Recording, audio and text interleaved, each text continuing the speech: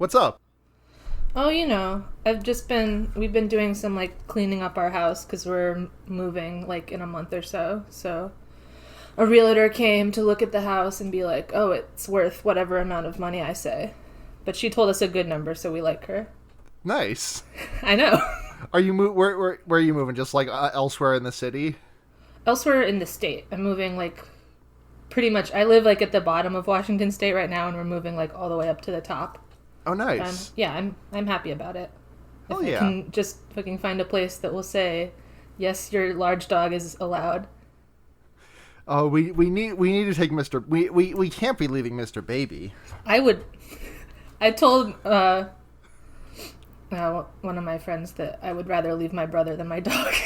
And it's not that you don't like your brother. Yeah, I like my brother. I just like my dog. Your dog is Mr. Baby. He's my Mr. Baby. That is true. Your brother is not Mr. Baby. No. He's Mr. Normal Human Boy. In the same vein as Mr. Baby, I just ate dinner with my family, and while we were having dinner, my mom was talking about a doctor she's been seeing, and she was talking about the last doctor she had seen for, like, the same whatever it was she was going for, and she called him Dr. Man, and I had to stifle really hard. I really had to stifle that laugh. Was that not really his name? No, his name really was Dr. Man, but my brain is cursed. Dr. Regular Man. Dr. Regular Man. First name Regular, last name Man. That was the first draft of that Drake commercial. But then he exploded into Sprite, and they said, "Well, he can't be Regular Man anymore." Wait, he's not regular. He was lying to us. He was Sprite this whole time. Oh, you want to get into the movie? All right, sure. We gotta work hard.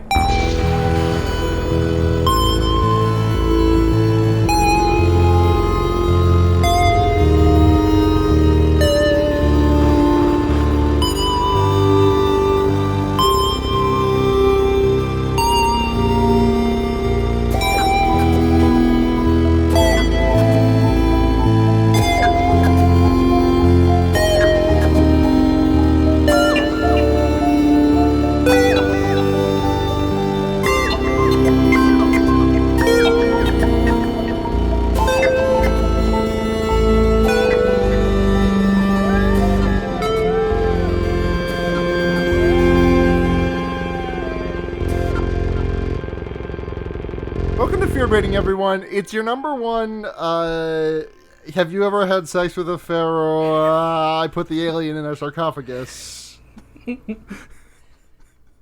That's a joke that I'll expound on that. I'll get back to that joke in about 10 minutes. We'll explain it later. Don't worry. Yeah. I'm Sarah, and I'm joined this week by your friend and mine, Kay. Hello, I'm Kay. I'm officially declaring you everyone's friend. I accept. Thank you. My birthday's coming up soon. When's that? Mine's actually right around the corner also. Mine's in September. It's in like a month or mine's two, in, I guess. 4 days at time of recording. Oh, shit. Yeah. Kay, tell us a little about yourself, about your history with horror movies, and if any subgenre you particularly like, what that is. Okay. So, my favorite horror movie story about myself is the first horror movie I ever saw in theaters was Cabin in the Woods. And I was probably, like, 18 or 19 at the time, and I was going to college, like, by myself for the first time, you know. So I went to the theater all by myself, because I was too embarrassed to ask my friends at the time. You know how that goes. Oh, believe me, I do. And that movie is, like, it's a horror movie, but it's not that scary, I don't think. Do you think? I don't know. Like, the first time I watched it, I thought it was very scary, but it was also one of the first horror movies I ever saw. Mm-hmm. So, like, that movie is a lot more funny and a lot less scary when you know, like, the actual tropes of horror movies. But go on. Like, the first half of it is pretty scary, but then it, like, does some other stuff. But anyway, yeah, you can hear this podcast evidence of that from our, like, very early episode when we had Brooks and Eddie on to talk about it. And Brooks got jump scared by the title, if I remember correctly. It's scary. It tries to get you. But anyway, that's also the episode that I slandered Robin Williams and Brooks yelled at me for it. In retrospect, I deserved it, but please go on. Sorry. Yeah. So I walked out of that movie and like it was like 4 p.m. It was like bright outside. It was perfect, and I was 100% sure I was about to die. Like, in order to get on the bus home, I had to like do my anti-anxiety mental gymnastics of like, if a monster kills you right now, it's fine. You just have to accept it right now. Right, there's no amount of worrying that will stop a monster from killing you. Exactly. And that's pretty much how I feel about all horror movies.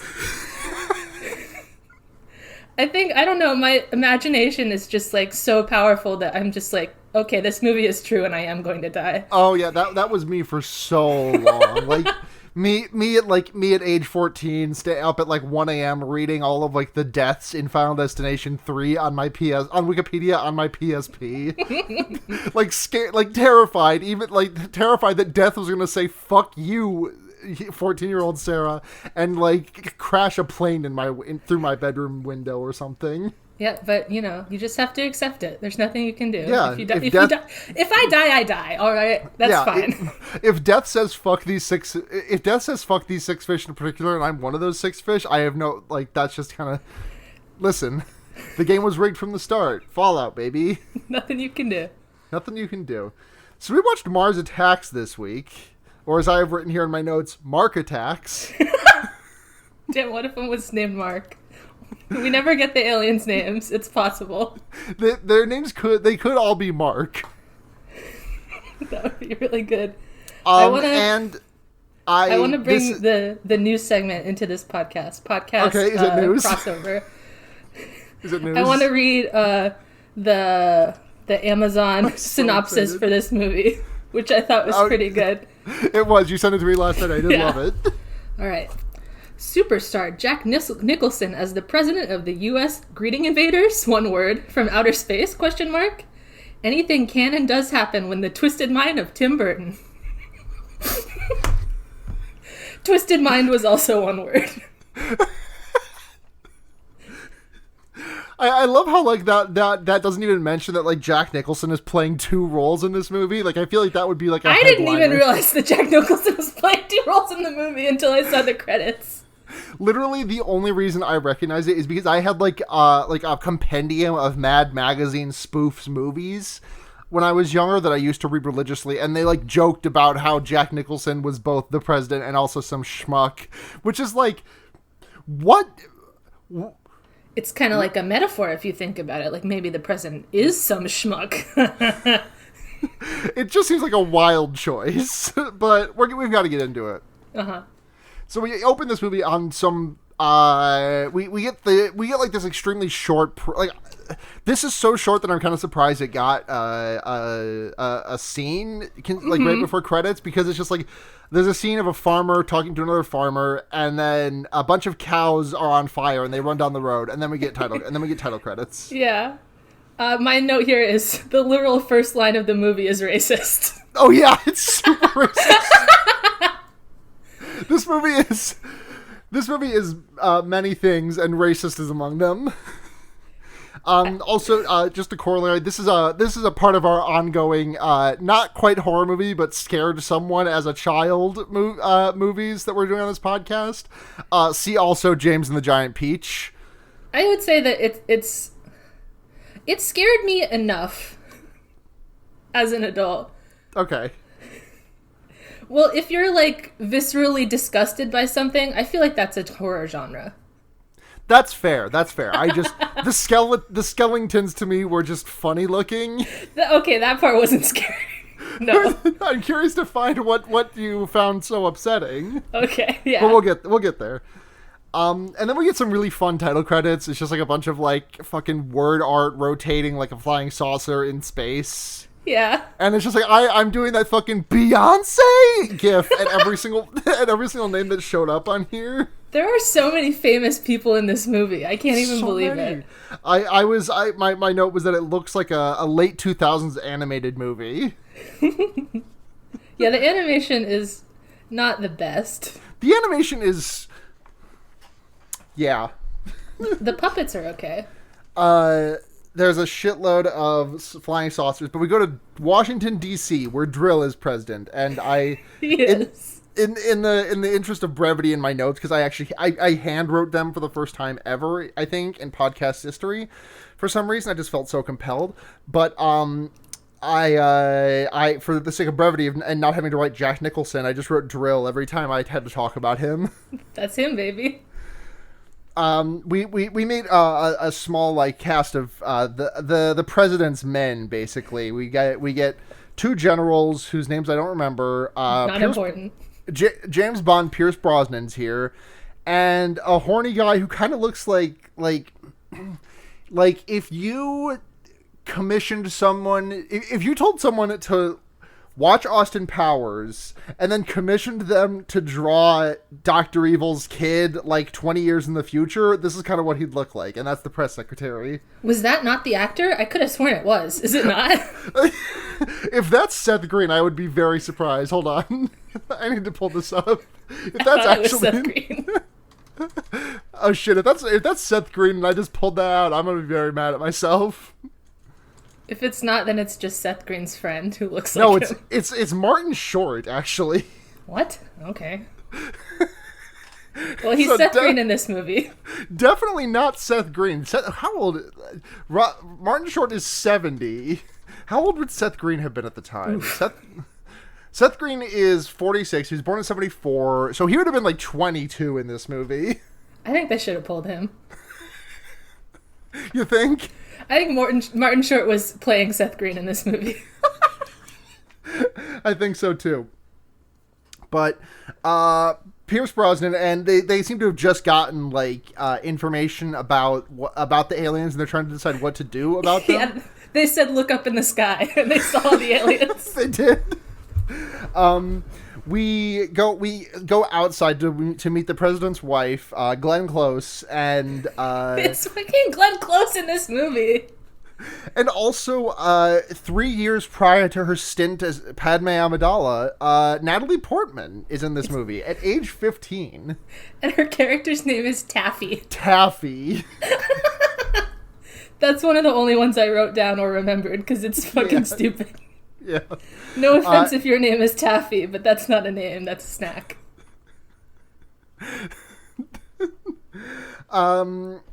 She just has a little bit of a beef with the First Lady, and we find out the First Lady's proclivity towards or predisposition towards the era of White House that certain things are, because she's like talking about the Van Buren tea sets or something, and I don't think this is very funny until the payoff for that entire setup, which made me laugh very hard. Yeah, there's a lot of payoffs in this movie, and some of them are good and some of them are not. Yeah. I want to just slam down all the characters. There's stupid president. He's not as stupid as ours, but he's not smart. There's the one general who wants to go to war immediately. There's the one general who wants to sit around and do nothing. Mm-hmm. There's kiss-ass little Seth Green. There's Scientist Man. The Scientist Man loves to say that because the aliens are advanced, that means that they are not barbaric. Pretty good. I do like Pierce Brosnan in this movie. It's fun to see him, because I honestly haven't seen him in much that isn't James Bond, so it's fun to see him in this. Mm-hmm. But now we go to Vegas, and we get another like shotgun blast of characters. There's many characters in this movie. It's like one of those fucking like Valentine's Day movies. Yes, exactly. Where there's like a whole bunch of characters, and they just like barely intersect. We meet Byron, who is the pharaoh who everyone's asking if who Kanye is asking if anyone's ever had sex with. Mm-hmm. Because he's dressed like a pharaoh and he puts the pussy in a sarcophagus. He does. Yeah, he's like an old retired boxer, I guess. Yeah. Now he's working at a hotel like as a dress-up man. Yeah, as a buff boy to be on the show, like. You know how E3 had booth babes because E3 is dead. Mm-hmm. Vegas has slot man, I got nothing for a hunk that starts with S. I don't know. A Texas Hold'em himbo. Ooh, pretty good. I like that one. That'll have to do. And then we go and meet Jack Nicholson's other character who's talking to his wife, I think. Yeah, they were married. And the Penis Colada song is playing in the background. That's not really important, but I am just reading my notes where I wrote Penis Colada song. You can't falter on that, folks. The hat that Jack Nicholson is wearing in this movie when he's playing this character, Art, I think. I love the hats this guy is wearing because it's always like, it's not quite as tall as like a 10-gallon hat, but it's like not. It's like a 4-gallon hat maybe. I think that he would say that it's maybe like a 6.9-gallon hat. He would call it a 6.9-gallon hat, and he'd be right. Except when he's hiding a little jar of weed in there, and then it's the 4.20-gallon hat. And Barbara, his wife, gives us an anti-capitalist screed because Art is just talking about his hotels and shit, and also hitting on the waitress lady, and Barbara's just like, fuck you, fucking this capitalism sucks, we should all be nicer to each other, stop making everything for profit. I'm gonna disappear from this movie for the next half hour. Yeah. Because now we go to New York City and we meet our two representatives for the news department. We get Michael J. Fox and Sarah Jessica Parker, who I didn't even notice because it took me so long to notice it was Sarah Jessica Parker because I'm just so used to seeing her with the long curly hair. Yeah, her hair was small. How can you know it's her if her hair isn't large? It's so small. They both get their broadcasts. They both get like word from the higher ups at the station saying, "Hey, the president's about to interrupt your broadcast for a literal, actual fireside chat." Yeah. In which he's literally sitting in front of a burning fire. And he's like, the president goes on the TV and is like, "Hey, everyone, aliens are real, and it's fucked up, but we're gonna try and we're gonna try and welcome them." And everything. And Danny DeVito shows up at this point for a shot back in Vegas, and this is really funny because everyone is just like staring at the TV, slack-jawed at the fact that, you know, Blink-182 voice aliens exist. And he's just like, "Hey, I'm playing craps over here. I'm gonna throw the dice. Is anyone else playing craps?" Yeah, if you look at the credits for this movie, Danny DeVito's character does not have a name unless the name of the character is Rude Gambler. Rude Gambler is... Oh my god, that's I can't believe they didn't even bother to give him a name. Like, he's pretty high bill, but his character does not have a name. When Iraqi finally writes a character based on me into JoJolian, my character's name will be Rude Gambler. Where do we go? Oh yeah, we go back to New York City so we can have a strained breakfast conversation between Michael J. Fox and Sarah Jessica Parker, and we also meet Poppy the Puppy. Poppy the Puppy! I wrote a smiley face next to her name. I wrote Baby Puppy. It is a baby puppy. It's a chihuahua, I think. Yeah, it's like a nice little chihuahua. Yeah. And Michael J. Fox is getting very annoyed with it being loud, and... Like, I get that, but also, come on, dude. Be nicer to your girlfriend's dog. Yeah, what the hell? Come on. Sarah Jessica Parker gets a call, and it's like, "Hey, the president's big scientist man wants to go on your show." And Michael J. Fox is like... Because it's like... The dynamic is like Michael J. Fox is like a Walter Cronkite-ass motherfucker, just like doing the news is news. And Sarah Jessica Parker is like it's a fashion show, I think, is Maybe? Suggested. I don't know. The set of her show does look like an Austin Powers like thing. Yeah. So many Austin Powers references this episode. We go to Kansas and we meet Jack Black. Jack Black is in this movie.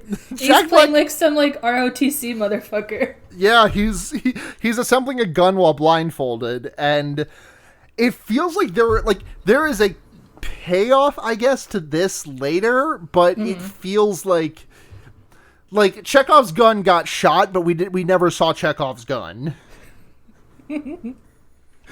Because the thing later is just that he tries to shoot an alien, and then because when we meet him, he's assembling a gun while blindfolded, and later on he tries to shoot someone with a gun, and then the clip falls out. And like I guess the joke is that he has kept that gun maintained the exact way that it was from the day from that time he assembled it until like 4 days later when he.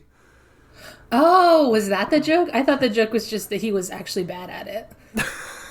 That might have also been it. That like he was bad at it, and that was it had stayed bad for 4 days. But I'm picking apart the inconsistencies of Mars attacks, so I'm gonna slow down on that. We also meet two young boys who are who are playing an arcade game. And then their mom rolls up because she's a bus driver for a city bus, and she's like, "Hey, you fuckers, get to school. You need to be in school. You pieces of shit. Get on my bus." Gets their asses on the street. It's so good. And then she makes them get in the bus, and then everyone on the bus claps. Everyone on the bus claps. I was there. And at this point, I make the note that this movie is both incredibly slow and wasting no time. And I would like to go back on the second half of that statement because I feel like this movie wastes a lot of time. My next note is I forgot about the aliens, so I do think they were wasting some time. What? Oh yeah. The press secretary, Martin Short, Seth Green, the press sec gets pressed into sex, parentheses, worker. Because he rolls up on a couple of sex workers on the street and he's like, "Hey, I'm jumbo-sized spicy big horny. Do you want to come fuck this?" And the girls are like, "Yeah, sure." I was really scared about this scene. I thought it was going to be a lot worse than it was. Me too. I thought something really problematic was going to happen. Oh yeah, absolutely. But mostly it was just regular. My next note just says the word Leon Spinks, which I don't know what that means, but I think it's a name of someone in this movie, and I'm liking it. I don't know. Just jumping back earlier. Jack Black is just like some ROTC motherfucker. Let's explain the trailer family, I guess. Yeah, living in a trailer with his parents, his grandma, and his brother, his little brother, yeah. His little brother, Richie. And the parents love their gun son, and they hate their other nerd son. Their other nerd son who works at Donut. He works at Donut. "Hi, I'm Richie. I'm 10 years old, and I just got signed to Donut."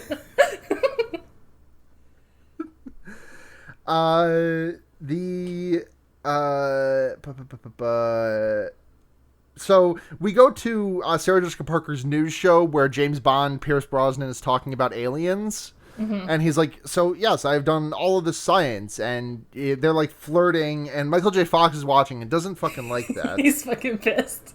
Yeah. And the broadcast gets interrupted by the aliens, but Michael J. Fox is still fucking pissed about the interview, and he's not watching the aliens. I'm sorry. That amused me.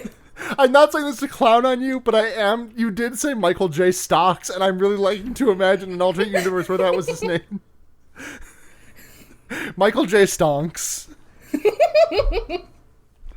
Oh, that would be a good meme. Smile is chilling under her log and doing a big smile at that joke. She loved it. Aww, Thank you for saying happy. Michael J. Thank you for saying Michael J. Stocks. Thank you for appreciating it, style. Smile. I think that happened because I was reading a word while I was talking. Yeah, that'll happen. And yeah, the broadcast gets cut by Martians who are like, yeah, hearing them talk is really annoying. Bogo's binted. They do say Bogo's binted. No, they just go rah, rah, rah, rah. Yeah. The whole time. They never learn English. They will never speak English. They will never speak English. But my notes say that the Martians look fun, and the First Lady is being speciesist because she says, "These guys are so ugly. I never want them in my house." Literally everyone on Earth that we see in the movie, so not everyone, but everyone that we know says, "Damn, those are the aliens? They're fucking ugly as shit. Fuck you guys." They're just fucking blasting their asses. Why aren't the aliens sexual, huh? One of the where's I left a note of it somewhere. Oh yeah. Later, a little bit later, there's a press conference, and one of the questions that the press, one of the news guys asks is like, do the aliens have two sexes just like us? And problematic. problematic and also just like, but then it First is like problematic, second horny on me. third, honestly, a pretty funny question to ask about aliens. It's pretty good to ask the president if I could fuck an alien, please, sir. Yeah, sir, Mr. President, sir. Am I going to be able to tell which does one of A, do they have two sexes? B, if they have two sexes, does one of them have big bong honkaroos so I don't accidentally do a gay with aliens? Can I see their big naturals, sir? Sir, can I see their private cups? Will you make them public? Oh my god. But the there's a meeting between like a bunch of scientists and the president, and they decode the alien message, right? This is when they decode that. Yeah, one of the scientists is like, "Oh, I've been working on my translator device, not even knowing about the aliens. This is so convenient." Yeah, lucky me. And Pierce Brosnan at one point says the human race is an aggressively dangerous species, which is just true. Like, he got our asses. But he also says, okay, we see that the aliens have big heads. Here's what this is telling me. 1, they're carbon-based. Okay, whatever. 2, they breathe nitrogen. Okay. 3, maybe they have telepathy. I don't think you're a good doctor, dude. I don't think you're a very good scientist. Okay. The Pierce Brosnan, I love Pierce Brosnan in this movie now. It's pretty good.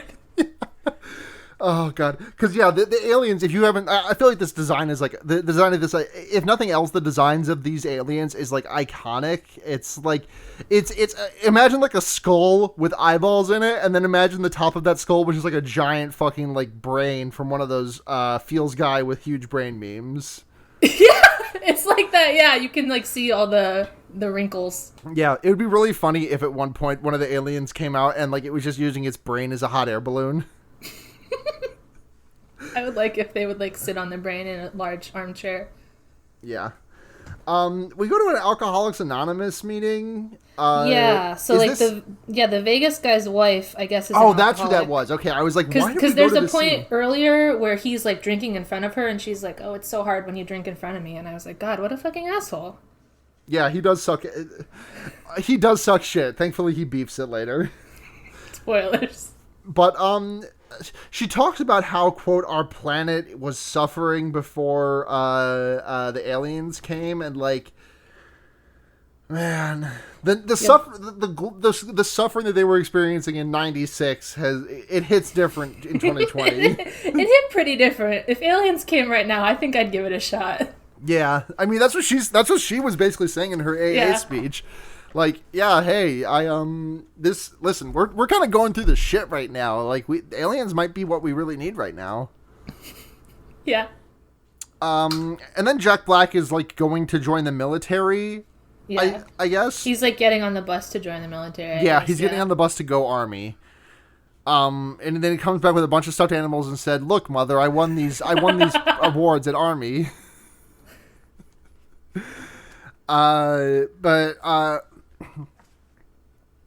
Let's see. Yeah. Grandma is like being really senile and is like, "Goodbye, Timothy." And Jack Black is like, "I'm Bob. What's his name? Bobby Joe." Impossible for me to say. Sure. I'm Jack Black, Grandma. You can't call. I'm not Timmy. Haven't you seen School of Rock, Grandma? I was Mr. Schneebly in School of Rock. Wait, he wasn't even that in School of Rock. That was his secret name. That was his secret name. Yeah, I don't remember what his actual name was, but like in Grandma. In 10 years, I will be the fake Mr. Schneebly. Remember that, Grandma. Remember me when I am Ned. But so yeah, Grandma is senile, and they send him off, and they're like, "Oh, the parents are like, we're so proud of our son who loves big guns. We hate our lanky son who does not want to shoot guns because he is bastard, man. We hate our kind son. Bring back our mean son. We hate him." I wrote down that he's my son now. He's your son? He's my son now. If you don't want him, I'll take him. He really reminds me of my, like, little nephew, because he's, like, 15, and he's, like, tall and nice like that. So he was my special boy for the movie. Oh, that's sweet. I know. Michael J. Fox really wants to interview the alien. Yeah, this is the press conference I was talking about earlier, because Michael J. Fox, like, they quiet down everyone in the press conference, and they're like, hey, so first question for Michael J. Fox, and Michael J. Fox is like, hey, can we interview the aliens? And he's like clearly obsessed with like being the first one to talk to them, which is all the like political stuff that people say in this movie, I thought was like very grimly accurate, maybe. Yeah, there's I don't know what this movie is saying about politics, but I think I agree with it. I think they're right. I don't know what they are saying, but I think they are right about it. We're saying we're saying wow, cool something, but we are nodding along with it. Wow, something I agree with. Well, not everything. Like, take out all the really racist parts, but like they do get some pretty good slams on American government, which is good. And French government, weirdly. Yeah, they do. I mean, hey, it's the French. Get their asses. You say oui, oui, and oh, is it the Lord? We have lost the war, and that's all the French. That's every joke about the French that has been written from 1950 until now. And they're all true. Yeah, and is it the Lord? My cheese. But the thing is that we all do love cheese. We do fucking love the cheese. So the president comes out in the middle of this fucking the press secretary answers one question, and then Jack Nicholson comes out and is like, "Okay, I'm doing this press conference now." But we go to other Jack Nicholson, who is bothering Byron, the casino pharaoh, because he's like, "Hey, I want you to beat this guy up for me." And Byron's like, "I can't, man. I only fight in the ring. I only fight in the ring. After what happened. I only fight in the ring. I have my honor as a boxer." Yep. So I don't know if we mentioned, but he's like the ex-wife of the bus mom and their kids. Yes, yeah. That's the connection there. I did not make that connection until about an hour and 10 minutes into this movie. They talk on the phone. They talk on the phone like an hour into this movie. In this scene right now, he's talking on the phone to her and saying, "Hey, I'm coming to New York to see you and the boys." I must have said I do not see it at this scene.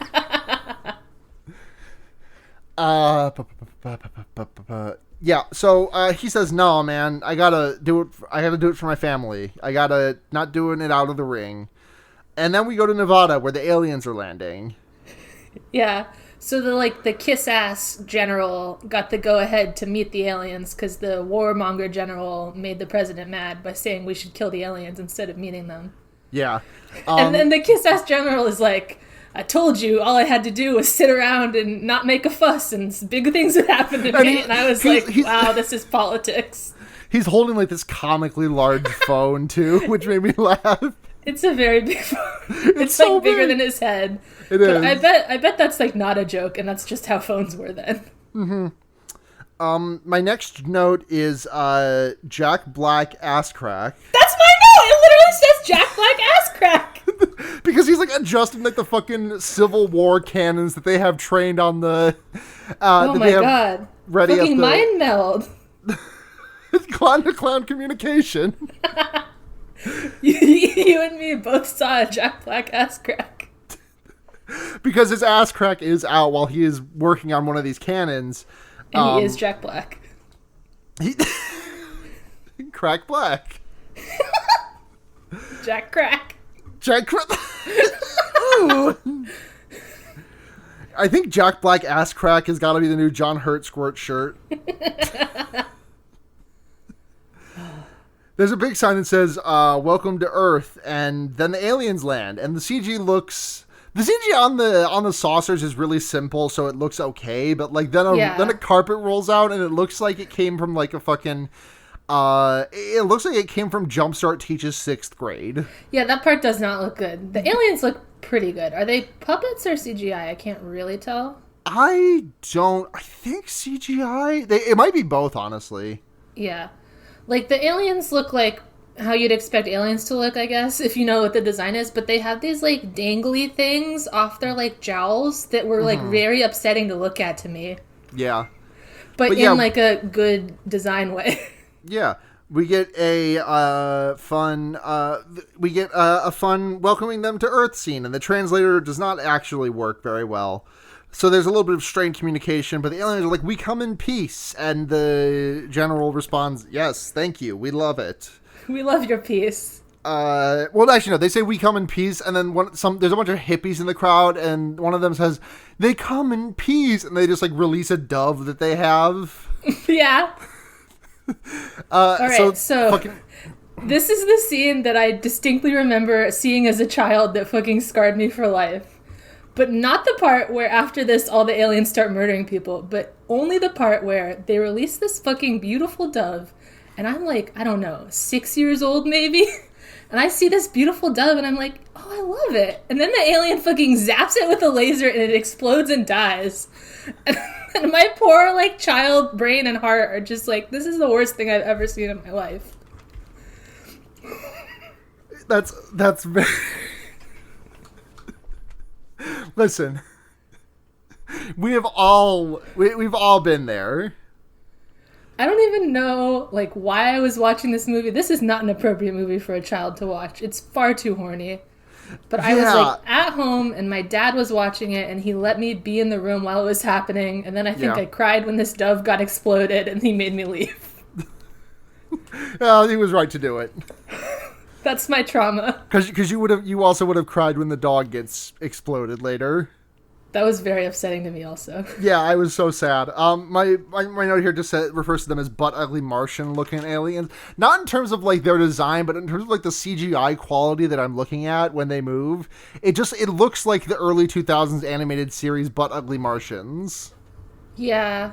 They don't want to conquer Earth. They just want to fill their girth. They don't want to start a war. It's true. They don't want to start a war. They just want a hoverboard. I guess they do some ruckus. They do some just naughty behaviors. Because they blast this super CGI dove out of the sky, and they start fucking... The aliens just start blasting everyone. Like, they shoot a hole in the general, and he just, like, dissolves into a skeleton. Yeah, like, the way that the aliens kill people is they have a laser gun, but what the laser gun does is it, like...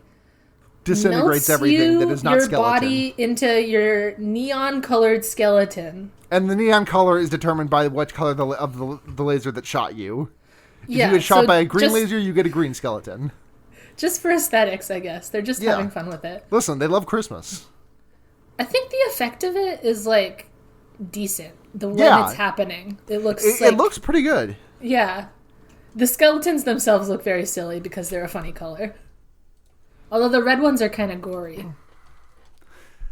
Yeah, the red ones look like, what do they look like? There's something really specific that is calling to memory that I can't quite place right now. The green skeletons just look kind of funny. They do look funny.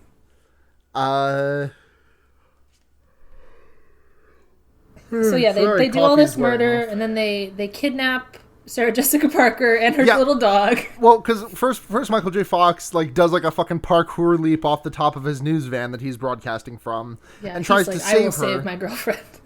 And they like reach for each other for like a full minute. I think this was supposed to be a joke. Yeah, because as soon as they grab a hold of each other's hands, an alien fires, and then we just get Michael J. Fox's severed hand. Pretty good, and he's immediately a skeleton. Oh, he's immediately a skeleton. And this is also when Jack Black beefs it, because he like pulls out his gun and is like, "Hey, stop, you aliens! I'm gonna kill you!" And then his clip falls out, and he's like, "Uh-oh, I can't shoot bullets." And then he gets lasered. Yeah. He picks up an American flag and says, "I surrender," and then gets shot. Yeah, he fucking tries to yield. And then his family sees him die on the news or whatever. Yeah, they try and change the channel, and they're like, "Wait, that didn't happen. That was a bad angle, I'm sure." Our special son would never beef it to the aliens. Eating cereal, he will never die at the hands of aliens. But yeah, they kidnap Sarah Jessica Parker and her dog. Poppy. Poppy, yes. Poppy the puppy. This is the only character's name that matters. Yeah. Well, that and Taffy, because we get some more Taffy here, because she is watching the broadcast with her dad and her mom and the press secretary and the general who wanted to nuke them. And she's just like, well, hey, maybe they thought that the dove was like a symbol of war. Maybe that's what that means for them. And the president and the scientists all just kind of like think about that, and they're like, yeah, maybe that's it. They're like, well, they did say that they come in peace, so why would they do all that murder to us, huh? It must just be an accident. Yeah. Then we go spend some time on the alien ship. Because there's we see them doing some like experiments on like the things that they have taken. Like we see them like making Michael J. Fox's hand dance, and we also see them doing the head swapperino on Poppy and Sarah Jessica Parker. This is extremely challenging and bothersome to me. If I were to say like the number one like horror movie thing that bothers me, it's like medical experimentation body horror. Gotcha. Maybe. So like human centipede and like tusk stuff, I fucking hate to see, and it like really bothers me. So when I see this Sid Toy Story shit. Yeah, but with human people. But with human bodies, yeah, not toys. Yeah. So when I see this fucking Chihuahua head, Sarah Jessica Parker body, I'm so mad. You're not loving it? I'm so upset. Fucking Garf body Pam head shit. Literally what I was thinking. Oh my god. The we don't get to it till later, but the fucking the dog body Pam head or the dog body Sarah head thing is also upsetting to me. And you can see like the big staples in the neck. It's just gross. It's really bothersome. Yeah. It's funny that they did that though. It is. It kind of looks like that. You remember that scene in Men in Black 2 where Will Smith shoots that guy in the head and his head regrows, but it's like smaller than before. Yeah, it's a baby head. Yeah, that's kind of what it looks like. Yeah. Except for the baby head is a chihuahua. And also, I feel like there was some subtext here. So, like, the aliens are kind of, like, sexual. Yeah. Like, all the aliens are, like, wearing thongs on their ship or something. Yep. Like, they're wearing bright red thongs. And they're like, looking at Playboy magazines. Yep, and I was like, were they trying to make a furry?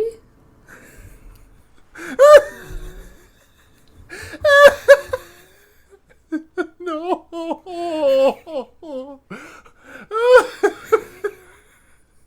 Were they just like, oh, this is kind of interesting. We could do this one. It's a commentary. We could do dog head person body easy. Yeah. Look, fucking Shao Tucker did it back in like 1920, like 1912. Shao Tucker? Shao? However. Chow Tucker. C-I-A-O. Chow Tucker. That's what Scar said to him when he blew his head up. That's what Scar said. And he was right to do it. God. Oh, yeah. And they put Sarah Jessica Parker's head in a jar for now. They don't staple it to the dog body yet. That's for later. Yeah. But also she's like, just to be clear, she's totally alive. She's just a head. Yeah. She's still kicking around.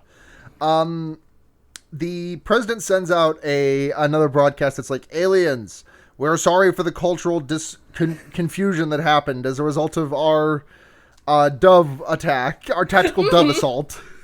Yeah. Please give us another chance. And the aliens are like, we will give you, we forgive you. Also, we are sorry. We want to talk to Congress. There's a funny... like, we see the aliens getting this message and they're like fucking rolling. They're like, look at this fucking guy. He's saying like, sorry for us murdering him. The transcript comes out like on like a thing that looks like a fucking long string of condoms like attached to each other. Yeah, kind of. Yeah. It's like if a film strip was condoms. Yeah.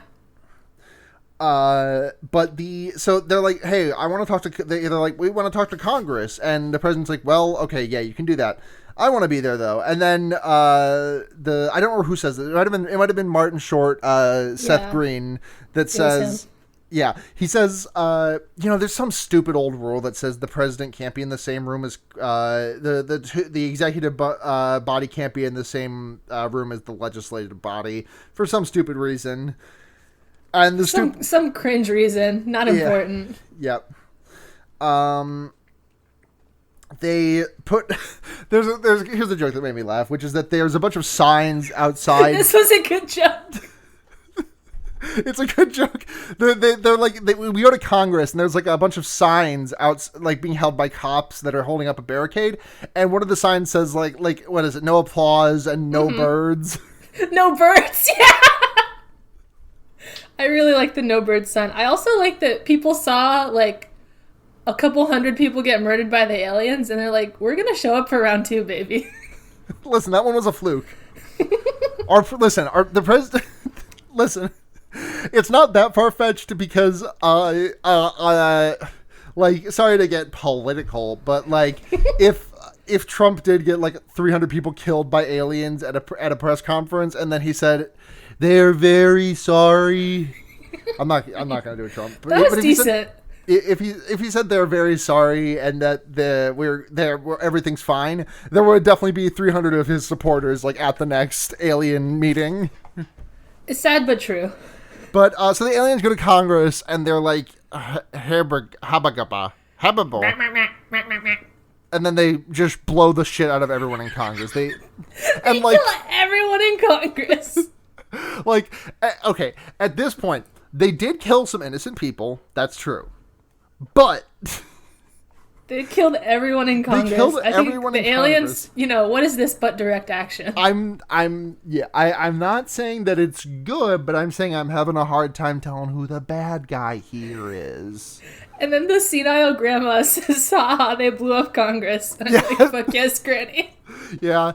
There's like a really, a serious meeting between a bunch of like nation heads, and, the general who's like, I want nukes, before he says, I want nukes again.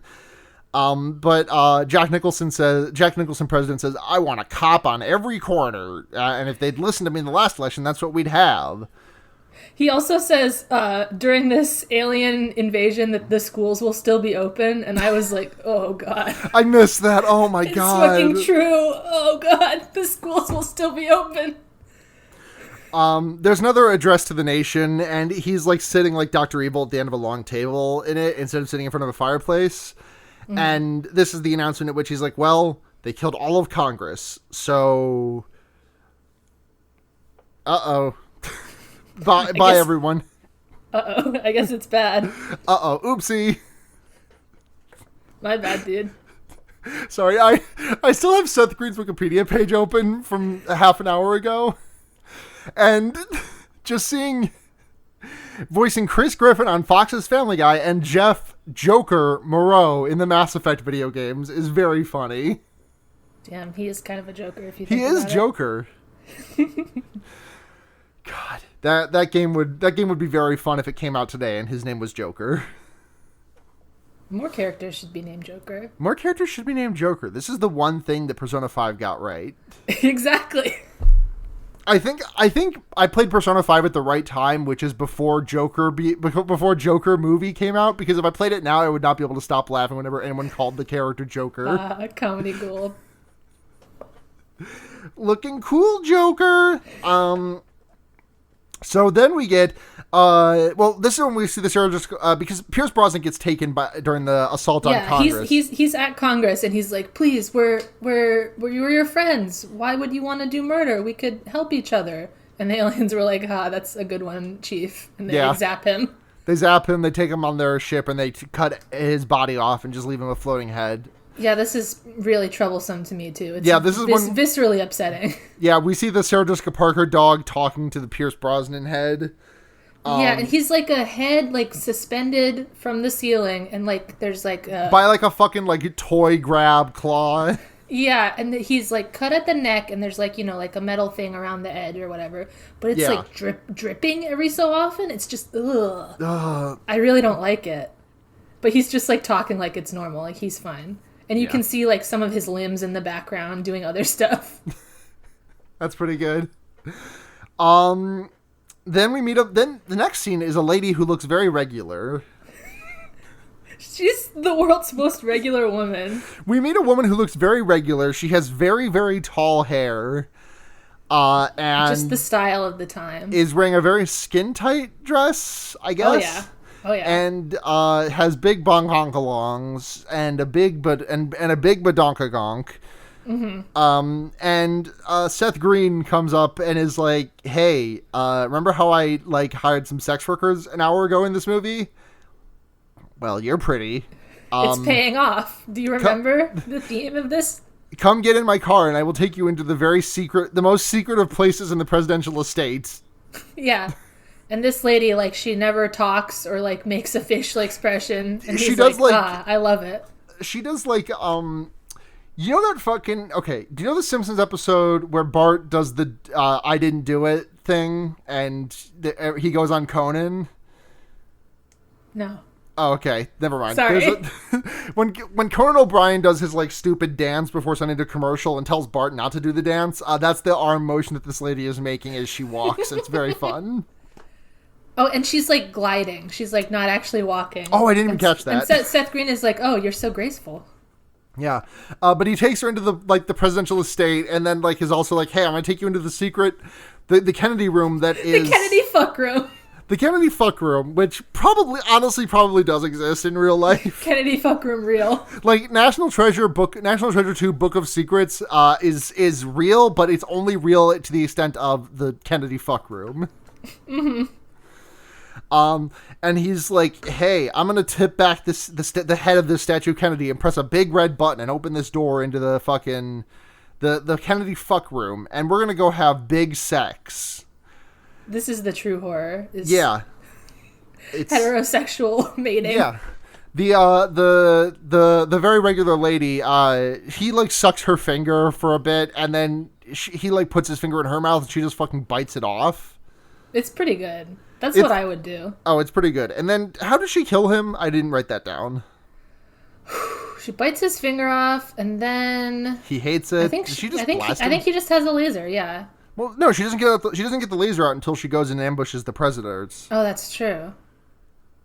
Well, she kills How him. does he die? Yeah, he's definitely dead. Yeah, but this regular lady who is now like got some like fucking flesh shorn off her face, like the Terminator, walks into the president's room, which is like just adjacent to the Kennedy fuck room, which again probably just truth. Damn, the president's kind of getting nasty with it sometimes. Yeah, where the president, his wife, and their dog, Big Structural Bailey, are all asleep.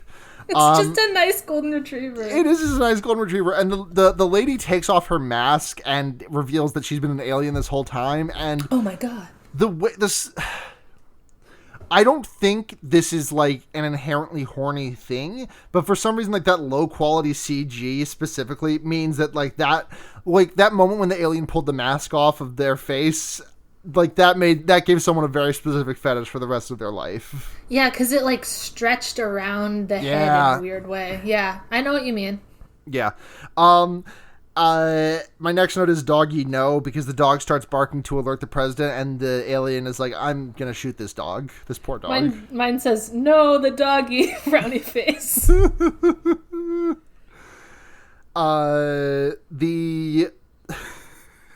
The Jack. My notes is here to say drill president almost gets killed, but he doesn't. Yeah, he's fine. But they do knock over Washington, the Washington Monument in a very funny way, because they knock it over in one direction, like how someone might like cut the base of a tree to cause it to tip over, and then like a bunch of people run in the opposite direction, so the aliens catch it with their flying saucer and tip it the other way, and make the people like run trying the to other crush direction. some Boy Scouts. Yeah, that's what it's Boy Scouts. Yeah, that's right. And they don't crush any of them. I kind of expected them to like just absolutely crunch those Boy Scouts. Yeah, I guess none of the kids die in this movie, so I guess children dying is not allowed. Yeah. The bus sons show up. I don't remember why they show up, but they just kind of show up because they're going on a tour of the White House during the alien invasion. Oh, that's right. That the aliens just like shoot the tour guide. Yeah, that's like part of the joke is like there's like a hallway that the daughter of the president is not allowed to walk down because there's a tour going on, like while they're trying to run away from the aliens attacking. Yeah. Yep. The aliens blast a hole in that lady, and then the kids were like, "Hey, we've done shooting like in the video games. We've been skipping school to play arcade games, so I think we can handle this." And yeah, because they just like, yeah. because what they find out, they take a sample, a piece of gum that from the dead alien lady's mouth, and they find out it's NO2, right? Nitrous oxide. Yeah. They like breathe nitrogen, so they can't survive on Earth without their helmets. And so in this siege, which is like this is like the next day, but there's not really much in between it, I don't think. No. This is when their tour is. The bus suns happen. The aliens shoot the chandelier above where the first lady is standing, and she looks up and she says, "Oh, the Nancy Reagan chandelier," and then it falls on her and kills her. That made me laugh really hard. It was good. It was really good. So they get out, and then we go to the other Jack Nicholson character who is trying to sell his cool hotel because he's like, okay, the aliens are going to need a place to stay when they have taken over this Earth. And he's like making a deal with a bunch of foreign investors. Foreign investors. And it's like, there is no way we can lose. And then at that exact moment, the alien saucer shows up and blows the shit out of his high rise and kills him and everyone in the building. Yep. And then we just hard cut to Tom Jones singing It's Not Unusual. A lovely music break in this movie. Well needed. It goes for like a minute, and then like the lights cut out on his backup vocalist, and then the lights come back on, and it's like three Martians like doing a bad tap dance or something. This is the part of the movie where I said, "Excuse me, movie, this is not realistic." I didn't like this joke because I didn't think it was realistic enough to the universe of the movie. What, the quick swap-a-rooney? Yes. For there to be 3 women backup dancers at the totally, currently unattacked hotel song. Yes. And then for them to get switched with aliens in, 3 seconds. I didn't like that joke. It's an illusion. Well, I guess they tricked me. They did a trickery to you. Mm-hmm. But so, the aliens start attacking and everything is going fucking absolutely crazy. Danny DeVito shows up again for the first time in an hour and 20 minutes. And it's like, hey, you're that prize fighter. I saw you fight back in, Brazil or whatever. Can I get an autograph?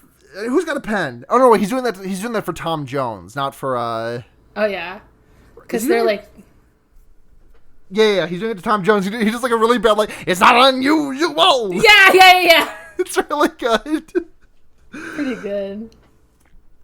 So, Byron, Danny DeVito, Tom Jones, and Art's wife, Barbara, right? Barbara sounds right, yeah. Barbara's, and also a sexual lady. And, also sexual lady from... They get a bonus sexual lady. Yeah, you get... Who is not a character, your own sexual lady. Yeah, just some extra bunhonkers for the rest of the movie. Hold on, okay. Reach out and touch breast. Pretty good. Thanks. Oh my god. So they're gonna fly out because Barbara prepared a plane with everything. Yeah, she wanted to get away to somewhere where the aliens won't attack, but her husband is the one who can fly the plane, and he's been destroyed. Yeah, and then Tom Jones is like, "Hey, do you guys know a way out?" And he's like, "Can you fly a plane?" And he's like, "Sure, I can." This is one of my favorite types of joke where someone famous is playing themselves in the movie, and then they're also surprisingly good at something. This is an archetype of joke that I always like. It's a really good archetype of joke. So then the Martians do a trickery to France, and they do the exact same thing that they did to Congress to France. Yeah, the Martians are doing this thing now where they're attacking basically every famous city in the world, and they have the translator thing, and they're having it play "Don't run away, we're your friends." That's a really good joke. It's really good because, I don't know, it's some kind of politics of the aliens are just we're lying, but you will do respectability politics against you to murder you. Yeah, literally, it's republicanism. Yeah. But so they do a prank on the French, and the French prime minister or whatever calls the president is like, "Hey, sir, the aliens. Hold on, sir, the aliens. They are on our side. They have agreed to a peace treaty." And the president's like, "No, buddy, you can't." And then there's like a bunch of like laser sounds and sounds of everyone dying in the room. And the president just puts down his phone and is like, "Mon Dieu." He says, "I like the Mon Dieu a lot." It's pretty good. But then he like passes out for some reason. But then he wakes up on like the floor of his war room. Yeah. And the general's like, "Hey, give us the permission to nuke them." Yeah. And he says, "Okay, I'm going to sign off on this." And they shoot a nuke at the alien spaceship, and they send out this like little balloon gadget. And it just like the nuke explodes, but the balloon eats all of the nuclear juice. Yeah. And then the aliens take the balloon back and they suck on it and they do helium voices. He fucking vapes the nuke. It's so good. And it does helium voice. I was kind of hoping it would be like a funny weed joke though, and he would just like cough and like spit out a bit of smoke. To me, it was a weed joke. Yeah. It was originally written as a weed joke, and they had to change it for whatever reason. But then we just get like a fun kind of, not very fun and kind of racist montage of the aliens wreaking havoc on other parts of the world. Yeah. Like they do a side grade to Mount Rushmore where... Yeah, they make Mount Rushmore alien heads instead. Yeah. Actually, you know what? It's a slight upgrade because Mount Rushmore no longer has slave owners on it. I mean, I don't know what these aliens are doing. Yeah, you got a point. Just listen, aliens, just give the land back. They like blow up the Taj Mahal, and they show footage of what I believe to be a large amount of Muslims like in prayer, and I kind of expected it to be like a pulling back to them blowing up like the big like cube at Mecca. Yeah, they didn't do that though. They didn't do that, but they good. did. I'm almost certain that was footage from like Mecca. Yeah, though. I think that they cut some slightly more problematic stuff from this they movie, they blow up. They knock over the Easter Island the Moai heads. Yeah, I didn't like that. Yeah. There was a part, like, a lot earlier in this movie when they were showing us New York where they showed us the Twin Towers, and I was fucking scared for the Twin Towers in this montage. God, I wish they'd gotten it. But listen, if actually, you know what? If they had gotten the Twin Towers in this movie, this movie would be, like, much more popular right now, I think. That's true. Like the extent to which like that one poster of Spider-Man movie where you can see the Twin Towers in the reflection of his eye, like that's that, true. but to a filmic degree. So there's just like a throwaway joke here that I kind of liked where the aliens like watching two people have sex and they're like their like glass containers are getting all fogged up and they just like deploy windshield wipers. Horny wolf man panting. Yeah, but their alien suits deploy windshield wipers and save them so they can keep watching the people pork. Yeah. And at this point, Richie is like, "I'm gonna go get Grandma," and his parents are like, "No, listen, you're disappointing us in a way that Bill Job never would have." Bill Job. Go fuck yourself. And we got to the group that is trying to like, and I'm sorry if it sounds like I'm going all over the place. This movie is also kind of going all over the place. Like it's just kind of like cutting between a bunch of different storylines that never really converge at all the time. So we go back to Vegas. We go back to Vegas where Danny DeVito is having a standoff with an alien who's holding a gun up at him, and he's like, "Hey, I'm a lawyer. Don't you need a lawyer if you're gonna take over the world? Yeah, don't kill me." And then he gets fucking blasted. And then after the alien blasts him, it does a cool revolver ocelot gun spin. Yeah, it does. He like twirls his gun around, and then as soon as he puts it in his pocket, he gets shot by Barbara. Yeah. And she's like, "Damn, I wish I could have saved Danny." We all loved Danny DeVito, named character in this movie. Rude gambler. That's just his name. So we go back to Richie trying to retrieve his grandma from her nursing home, which is like currently under attack by aliens and getting blown to shit. Yeah. She doesn't notice though because she's vibing with her music, and the aliens sneak up like this comically like this fucking Acme Wile E. Coyote ass ray gun behind her. And they're like, all right, get ready to blast her, boys. And right before they can pull the trigger, they actually like knock her headphone loose, and a song starts playing, and it makes all of their heads explode. Yeah, it's like, I don't really know how to describe the kind of music it is. It's like yodeling, kind of. Yeah, it's yodeling, but the context in which the yodeling exists is pretty racist, because the song is called Indian Love Call, and the chorus is the titular Indian Love Call, and it's like, yeah. I guess I would just call it cowboy music. Yeah. It's just like the music that cowboys listen to. Yeah, it's very cowboy music. So thank you, Slim Whitman, for that bullshit. But it just goes like you or something, and it like makes the alien big brains vibrate and then just like splat on the inside of their. Yeah, so they broadcast this music to everywhere, and it makes all the aliens' heads blow up. But we go back to the president's war room, and the aliens blast a fucking hole in it, and they roll like this kind of like bomb-looking thing in there, and everyone else hits the deck and is like, "Oh fuck, get out of the way!" And then the aliens just walk in and pick it up, and it's an alien snow globe. Yeah, it was just aliens' funny prank. Pretty good prank, honestly. My notes literally say alien snow globe. ... Good prank. Good trick. Good trick. The general he like holds up his guns and is like, "Oh, we'll never take this line down. We will beat you." And then he like starts shooting, and they shoot him with like a blue gun, which we haven't seen yet, and it casts shrink ray on him, and he just gets smaller and smaller and smaller, and then they step on him and kill him. Yeah, my note here says cross another fetish off the list. Yeah, literally. Oh my god. And Jack Nicholson is like completely backed into a corner here and is like, you know what? Let's.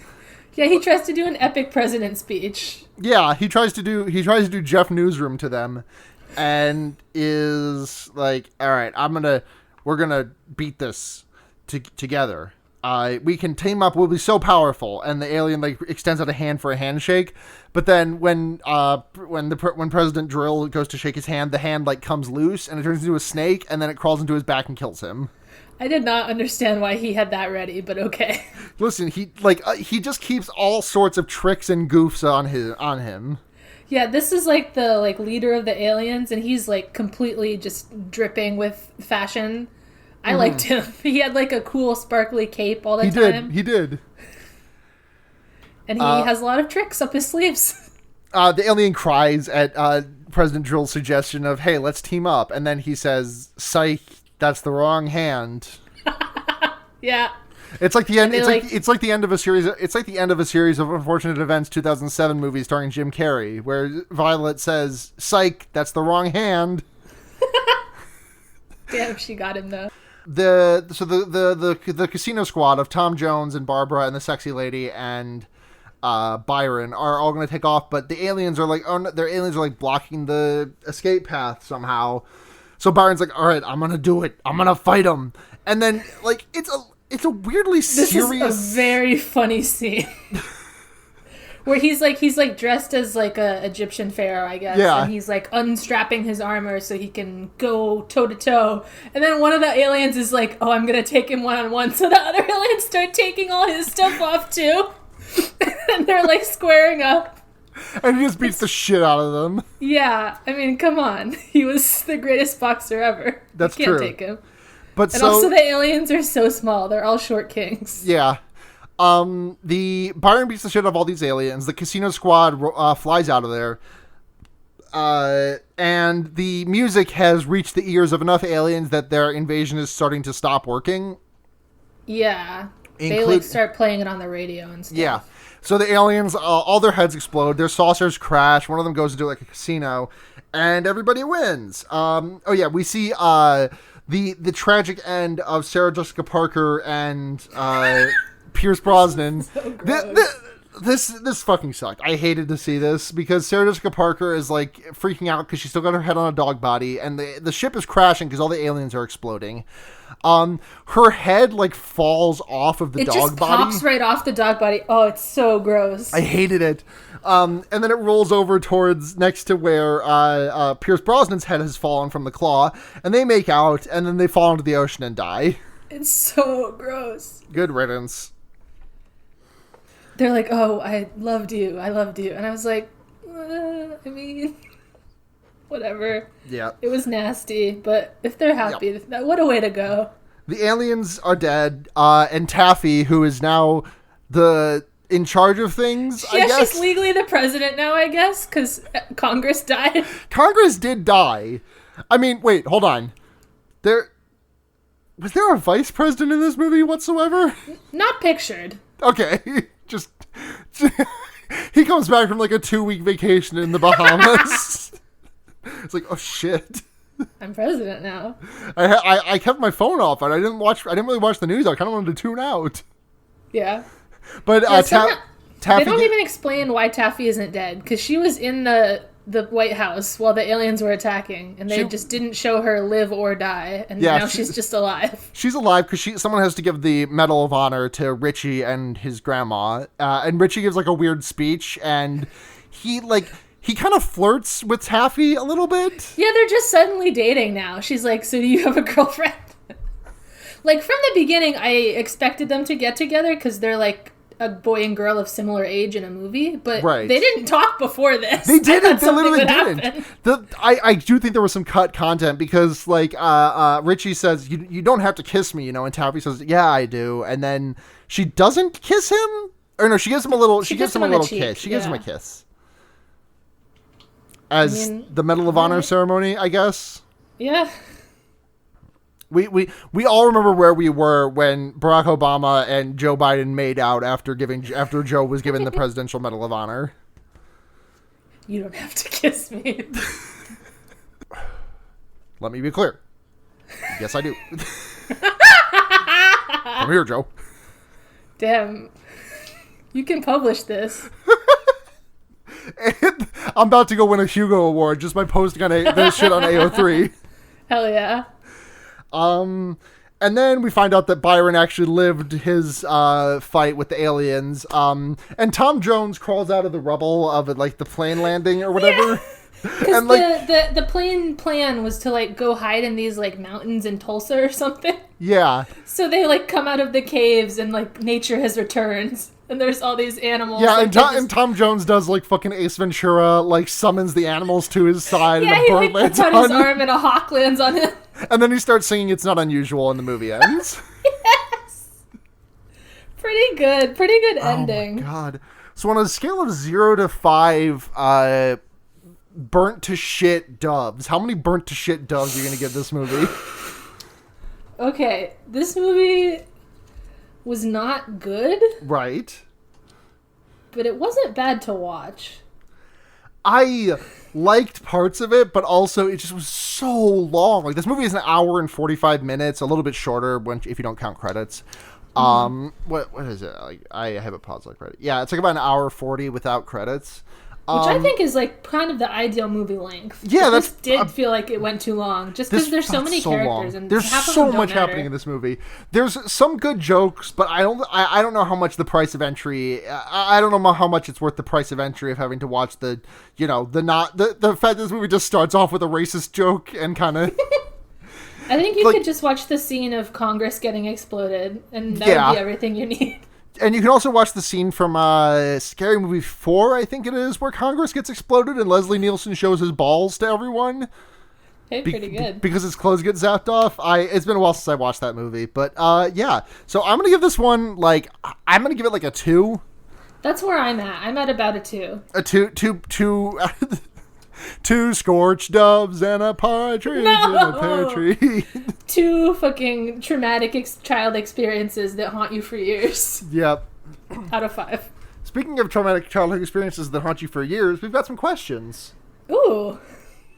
At at Mike_Dawson wants to know, if you were an advanced retrofuturistic alien race, how would you conquer Earth? And I would just say, hey, listen, future weed has got to, like, people always talk.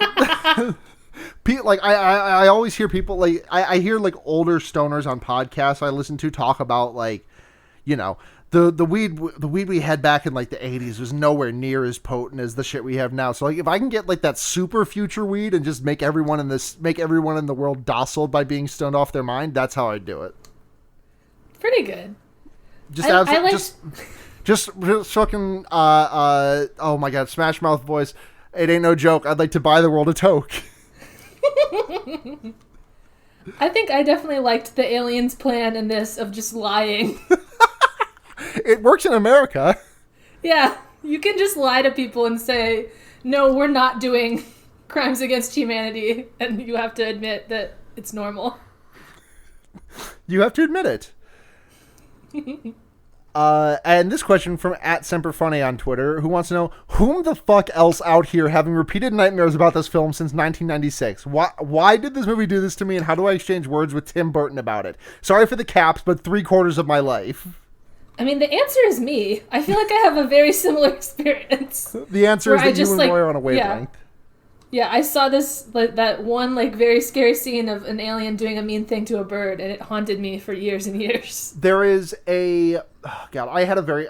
that just, like, you mentioning that again dredged up a similar thing for me, which is, like, this movie, I don't really remember anything about it. I don't really know what movie it was. It might have been an Alien movie, like as in the franchise of Alien and Aliens. Mm-hmm. But all I just remember is this acid-spitting alien spitting acid onto some dude's face, and then him, like, falling off a ladder as a result of it.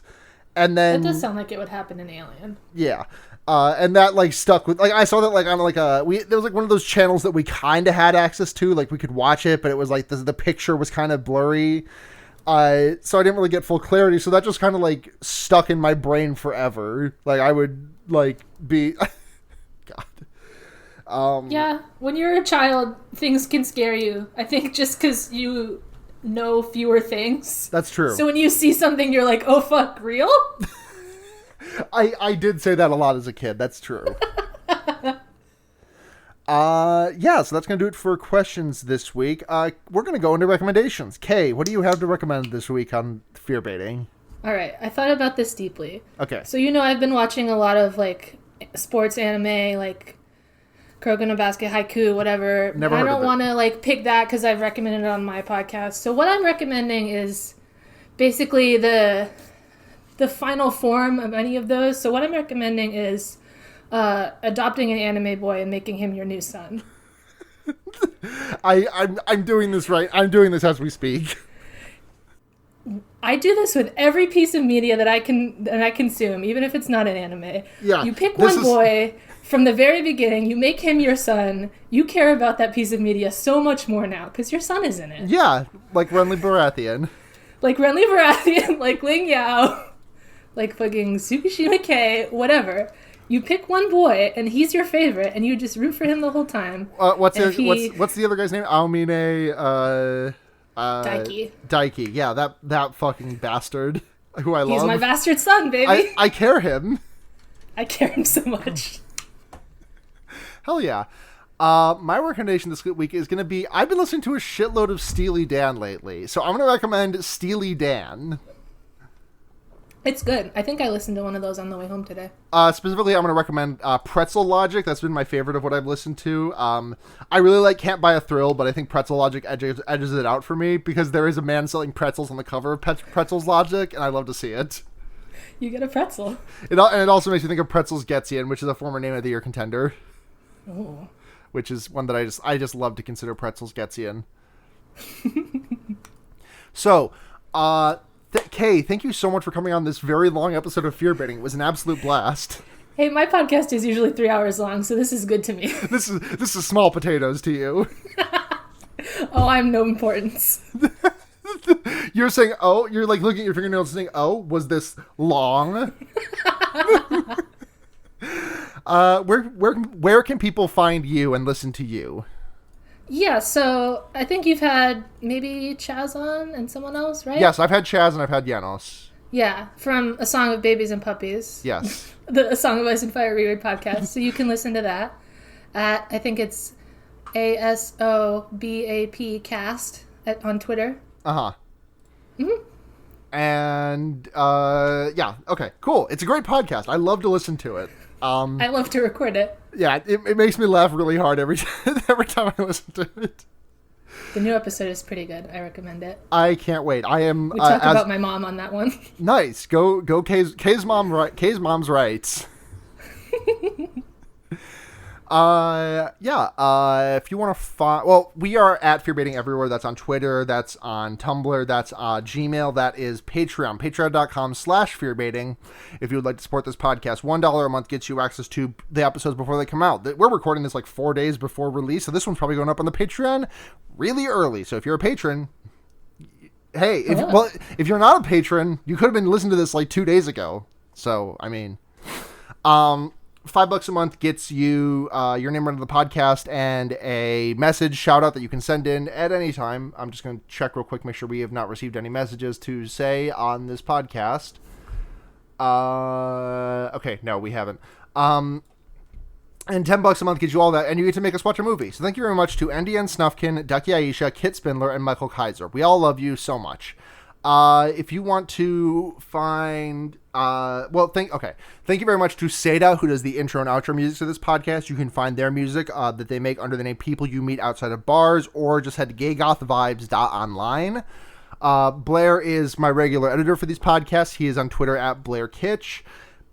Thank you very much to Matt GameCube of the Noisepace.xyz for running this network. We love Noisepace. And if you want to listen to the other podcasts that I do on that network, like Henry Kissinger's Pokemon Going to Die, the Leftism podcast by For of the Terminally Online, as well as The Wonder Years, which is an Animorphs podcast that I do with the aforementioned Blair and Seda.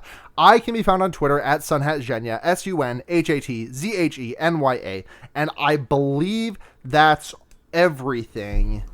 So until next time, I'm Sara. And I'm Kay. And remember, you can put a fucked up guy anywhere. Good night, everyone.